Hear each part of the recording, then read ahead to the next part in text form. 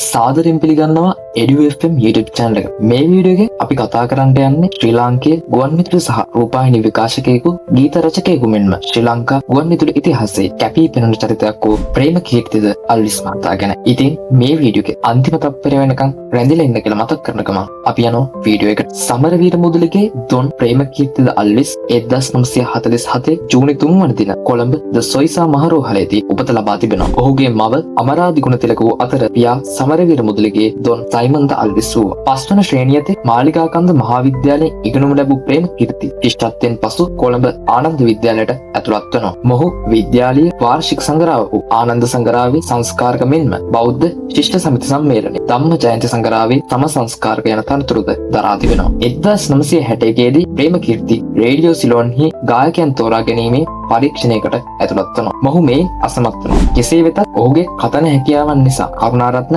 අබේසේකරයන් විසින් ඉදිරිපත් කරන වැඩසටහන් කිහිපයකට මොහුව සහභාගී කරගන්නවා. දුම්රිය සේවකයෙකු වූ ප්‍රේමකීර්තිගේ පියාට අවශ්‍ය වූයේ ප්‍රේම්ද දුම්රිය දෙපාර්තමේන්තුවේ සේවය කරනවා දකින්න. නමුත් ප්‍රේමකීර්තිට අවශ්‍ය වූයේ ගුවන්විදුලි විකාශකයෙකු වීම. 1966 දී ප්‍රේමකීර්ති දිනස කණ්ඩායමේ කොටසක් වූ විසිතුර සංග්‍රහ විශේෂාංග ලේඛකයෙකු ලෙස සම්බන්ධ වෙනවා. 1967 දී රේඩියෝ සිලෝන්හි සහාය නිවේදකයෙකු ලෙස සේවය ආරම්භ කරු ප්‍රේමකීර්ති 1971 දී තීර නිවේදකයෙකු බවට පත්වනවා. 1974 දී දෙවන ශ්‍රේණියේ නිවේදකයෙකු බවට පත් වූ ප්‍රේම් ශ්‍රී ලංකා ගුවන්විදුලි සංස්ථාවේ සොඳුරු සෙවන සැරිසර පුවත් සංග්‍රහව සහ ශනිතා සාදය වැනි වැඩසටහන් ඉදිරිපත් කළා. පසුව ඔහු ශ්‍රී ලංකා රූපවාහිනී සංස්ථාවට සම්බන්ධ වූ අතර අඳුන ශනිතා ආයුබෝවන් සහ සම්පත් රේඛා වැනි වැඩසටහන් ඉදිරිපත් කර තිබෙනවා. ප්‍රේමකීර්තිද අල්විස් දක්ෂ ගීත රචකයෙකු අතර ඔහු ගීත 100 ගණනක් රචනා කර තිබෙනවා. ඔහු 1969 දී රූපා ඉන්දුමතිය සහ මල්කාන්ති නන්දසිරි සඳහා ඔහුගේ පළමු ගීතය වන හදපුද අසුනේ සෙනෙහස බඳුනේ ගීතය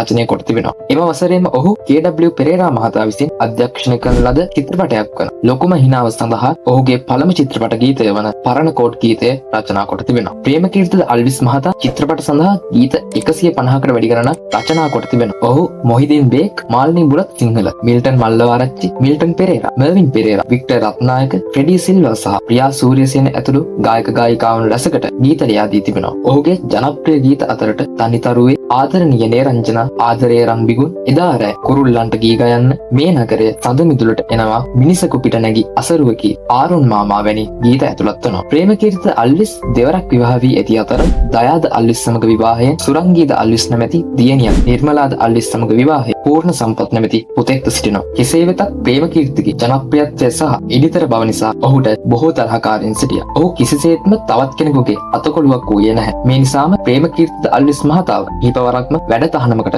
ලක් කොට තිබෙනවා. 1989 ජූලි 31 වන දින රාත්‍රී 8:30ට පමණ ජනතා විමුක්ති පෙරමුණේ සන්නද්ධ අංශය වන දේශප්‍රේමී ජනතා ව්‍යාපාරයට අයත් ඒ කියන පිරිසක් හෝමාගම පිහිටා තිබූ ප්‍රේමකීර්තිගේ නිවසට කඩාවදිනවා. මේ අවස්ථාවේ ප්‍රේමකීර්තිව රැගෙන නොයන ලෙසට ඔහුගේ බිරිඳ වූ නිර්මලාද අල්විස් අයද සිටි අතර ඒ අවස්ථාවේ ඔවුන් පවසා තිබෙන්නේ ඔහුගෙන් ප්‍රශ්න කිරීමට පමණක් රැගෙන යන බවයි. නමුත් එදා ප්‍රේමකීර්තිගේ නැවත නොයන ගමන වෙඩිවැදුණු ප්‍රේමකීර්තිගේ සිරුර නිවසට යාර 200ක් දුරින් සොයාගත් අතර ඔහුගේ දේහය 1989 අගෝස්තු 7 වන දින බොරැල්ල පොදු සුසාන භූමියේදී ආදානය කර තිබෙනවා. මෙම ඝාතනයේ වරද දේශප්‍රේමී ජනතා ව්‍යාපාරයේ මත පැටවුණු 2009 දී නිර්මලාද අල්විස් විසින් ප්‍රේමකීර්තිනී නමින් පොතක් ප්‍රකාශයට පත් කිරීමත් සමග මෙම මරණය පිළිබඳව මතභේද රැසක් හට ගැනීමට පටන් ගන්නවා. ප්‍රේමකීර්තිගේ නමින් මාර්ගයක් නම් කිරීමේ උත්සවයකට සහභාගී වූ නිර්මලා ප්‍රේමකීර්තිද අල්විස් ඝාතකයා ඔබත් සමග සිටින බවට ජනාධිපති මහින්ද රාජපක්ෂ මහතාට පවසා තිබෙනවා. කෙසේ වෙතත් ඩේලි මිරර් පුවත්පත කළ විමසීමකදී නිර්මලාද අල්විස් පවසා තිබුණේ ප්‍රේමකීර්ති ඝාතනයේ පසුපස ජනතා විමුක්ති පෙරමුණ